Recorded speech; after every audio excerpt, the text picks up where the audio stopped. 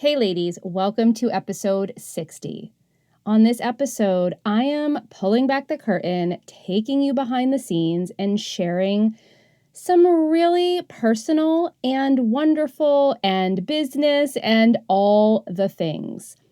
Originally, I wanted to title episode 60 Breasts and Business. It seemed a little tongue-in-cheek, so here we are. But we're going behind the scenes today. We're going to talk about all the things that have been going on with my breast health and the changes in my business. Let's go. Welcome to the Health, Life, and More for Women podcast with certified life coach, mom of four, and just all-around lover of all things 80s, your host, Jennifer D'Amato. Buckle in. Let's get started. All right. If you had told me even a year ago, even 6 months ago at this point, that I would talk about my breasts on social media, on my weekly email out to all of my email subscribers, or even on this podcast, I would have been like, you're crazy. I would never talk about that. Don't you love when you say things like, I would never, and then you have to just bite your own tongue off? That's where we are. Now, if you've been following me on social media, you might already know that I've been going through this crazy journey with my health. I have become such an advocate for mammograms. I already was. And if you've never listened to my episode with a breast cancer survivor, my dear friend and fellow coach, Katie, it's episode 7. You will love it. She's amazing. I was already committed to having a mammogram as soon as I recorded that. And within a couple of months, I had my first one. It was December 30th, 2019. As I'm recording this, it's almost November of 2020, and for the last year, I have been going through this crazy journey. First and foremost, I don't have cancer, and I am beyond grateful. And I know that there's not every woman out there that can say those words. And I want you to know I have nothing but love for you, and I'm cheering you on over here in my closet. You've got this.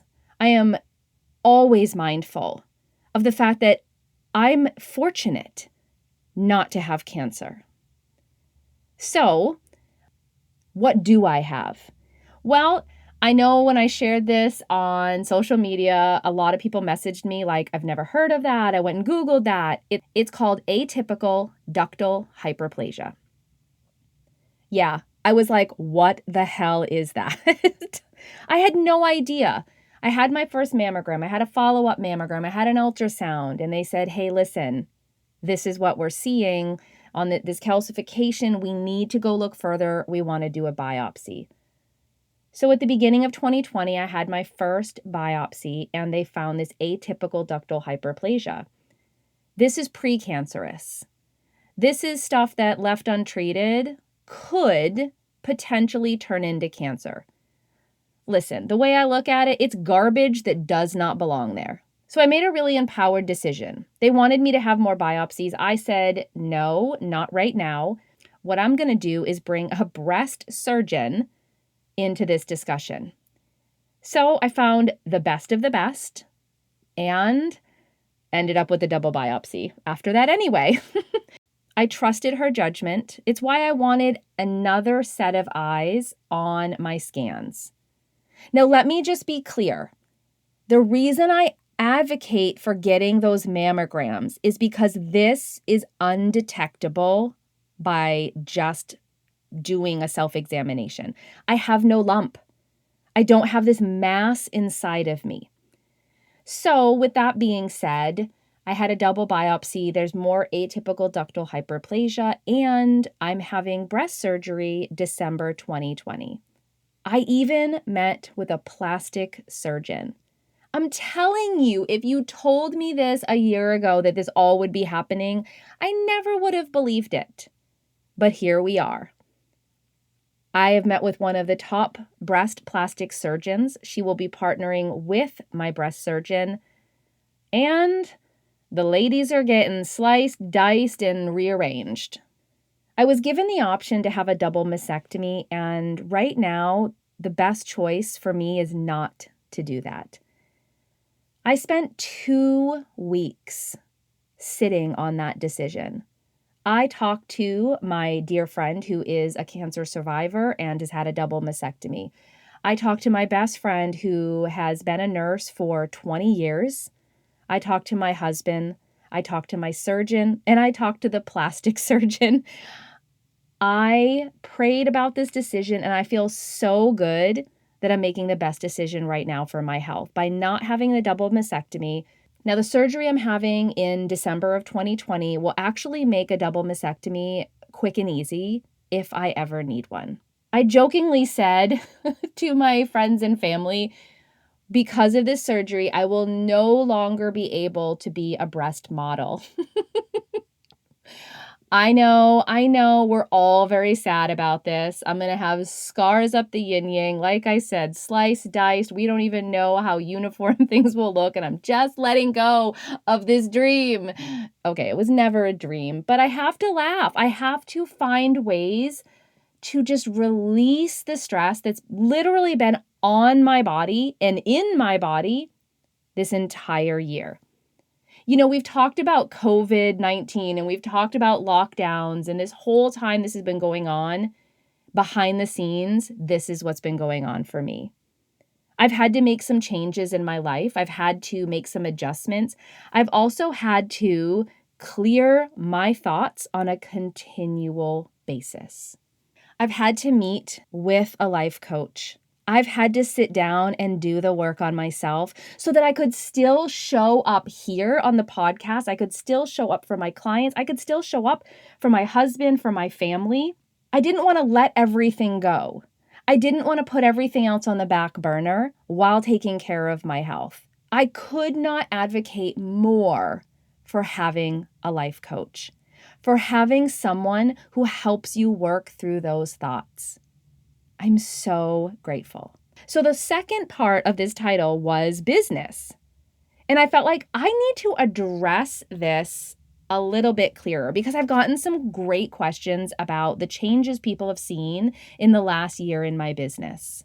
When I started out coaching, I coached around weight loss. I struggled all the time with it though. Something did not align for me, but I couldn't put my finger on it. I spent 2 years coaching clients. They were losing weight, they were going through this, but what was happening within the sessions together was so much more was coming up. It wasn't about the weight loss. And it was so fascinating to me. Every review written from my clients called me a life coach, which I am, but I always focused on the health part. All of them talked about the changes in their mind and in their life, not about their weight or their body. It was a confirmation for me of all the things that had been stirring that I'm like, I don't agree with coaching on weight loss. Why am I doing this? So behind the scenes, I was working again on my thoughts. I actually met with a coach. She was my mentor coach through my training. I sat down with her and really had to work this out. What came out of that is what you see and hear. I am an intuitive eating life coach. I don't coach on weight loss. It's not that I'm anti-weight loss, but I do not and will not focus on weight loss as the goal.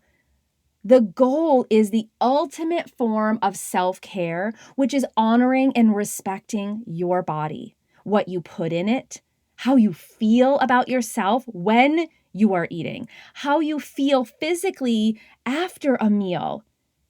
I always joke with my clients now that when they tell me they feel less stressed, it's like the biggest win. And I'm like, this is the whole point, is for them to live a life less stressed. And they always laugh like, I can't believe that's what's coming out of this. I love it. It feels so in line and true to what I believe in my heart. I did decide this year to work with and be trained by the amazing Evelyn Triboli. She is the co-author of the book Intuitive Eating. It was a dream of mine that I saw come true in 2020. Yeah, 2020 has really tried to suck hard, but I have to tell you, there have been amazing things that have come out of it. This was definitely one of them. I'm also excited to tell you that I have been approved to become an intuitive eating counselor. Yeah, not just a coach, but a counselor. Some of you may not know, I actually have my bachelor's in psychology, which does open the door for some other things to happen, and I'm over the moon about it.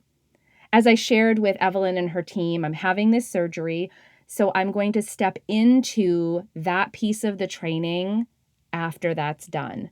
I could not be happier. I could not be more excited just to continuously up-level what I do for my clients. Now, if you're hearing about intuitive eating for the first time, or you're like, Jen, I really don't understand exactly what you're talking about, don't worry, I've got you. I actually created a very simple guide about the first steps in intuitive eating. If you head to my website, www.healthcoach4life.com/first steps, you can grab this guide. I created it to be really simple, to help you understand what is an intuitive eater. And then also it just can bring up that curiosity factor, which as a coach I love.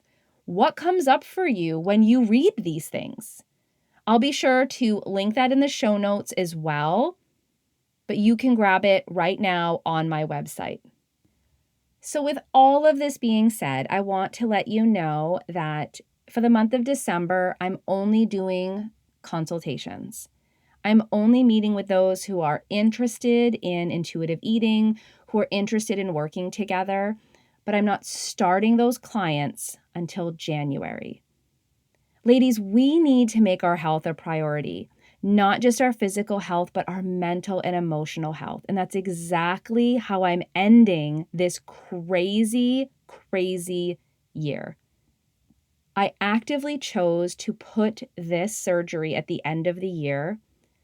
I had things to wrap up. I have clients right now, and I want to make sure they are set up for success without having me to meet with every single week.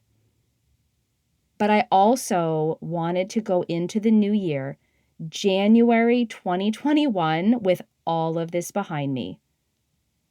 What's great is you can leave all of this, whatever this is for you, behind you. And in January, you can step into something totally new. And if totally new is intuitive eating, if you're like, Jen, I'm done with dieting. This is what I've been looking for. I can't believe I've put this off and I'm not going to do it anymore. Book a consultation, get on my calendar. You can start in January. It will be like the happiest of happy New Year's for all of us. Thanks for listening to this episode. I know this was kind of unique, kind of interesting, but I love you all for tuning in and listening each and every episode. And I told you I would always be authentic and real with you. I promised that from the beginning, and I keep that promise. So I felt it was so important just to honor our relationship here on the podcast by telling you what's been going on, where things are, and where they're headed. I hope that something in here just encouraged your heart, or maybe even just helped us connect a little bit deeper. Like I said, I'm so grateful for each and every listener. I'm still in awe that there's people out there I've never even interacted with that listen to this podcast every single week. I'm so, so grateful for you. If you do feel led, and you're on an Apple device, that you can hit that star review and drop me a note in the review section, it would mean the world to me. If you're not on Apple, head over to my Instagram podcast account, find the episode that you have loved the most, drop a comment, and let me know. Thank you for letting me share my heart in this episode. Until next week, ladies.